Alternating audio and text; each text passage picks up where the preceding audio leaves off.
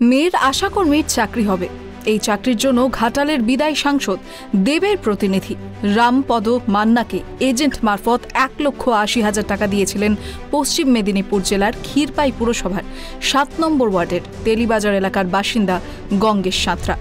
কিন্তু দীর্ঘদিন কেটে গেলেও কোনোভাবেই চাকরি দেওয়া তো দূরের কথা, টাকা ফেরত দিতে পর্যন্ত অস্বীকার করেন দেবের সাংসদ প্রতিনিধি রামপদ মান্না।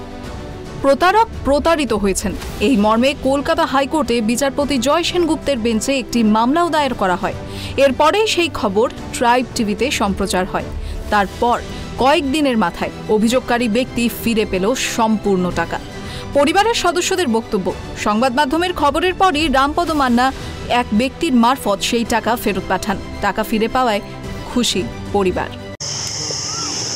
না, আমি 1,80,000 টাকা আমি পেয়েছি হাতে, এতে আমি খুশি।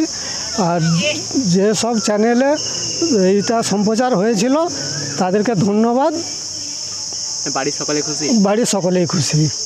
আচ্ছা, অভিযোগটা কি ছিল মূলত আপনার? অভিযোগটা ছিল যে আমার মেয়ের একটা কাজের সংক্রান্ত ছিল, আশাকর্মীর কাজ। তো সেই হিসাবে যে আমার মেয়ের কল আসে, কলের পর সে পরীক্ষাতেও বসার দিন কয়েক পরে আমার একটা বন্ধুর দোকান আছে, সেই দোকানে আমি যাই। সেখানে ওই ভদ্রলোক যে সত্যরঞ্জন ঘোষ তিনি আসেন, আর আমি বুঝতে পারি যে সে এইসব চাকরি দেওয়ার কাজও করে, বা সেও আমি বললো যে এই ধরনের কাজ করে থাকি। আমার বড় মেয়ের একটা কাজের ICDS কাজের জন্য একটা ইন্টারভিউ দিয়েছে। সেই কাজ উপলক্ষে একজনের বন্ধুর বাড়িতে ওনার সঙ্গে সত্যরঞ্জন বাবুর সঙ্গে দেখা হয়েছে, যে এইসব কথাবার্তা আলোচনা হওয়ার পরে বললো যে আমাকে 3 লক্ষ টাকা দিতে হবে। কিন্তু ওর বাবা বলছে আমাদের পক্ষে তো 3 লক্ষ টাকা দেওয়া সম্ভব নয়, আমি 1.5 দিতে পারি। রামপদ মান্না তো সে বললো না, 1.5 হবে না, 2 লক্ষ দিতে হবে। সেইভাবে আচ্ছা বললো যে আচ্ছা তাই দেবো বলে 1,80,000 টাকা দিয়েছিল।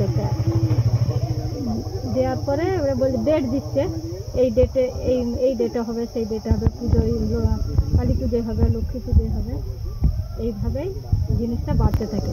আজ 2 বছর সময়টা পেরিয়ে যায়। প্রসঙ্গত দেবের প্রতিনিধি রামপদ মান্নার বিরুদ্ধে এর আগেও একাধিকবার অভিযোগ উঠেছে টাকা নিয়ে চাকরি পাইয়ে দেওয়ার ব্যাপারে।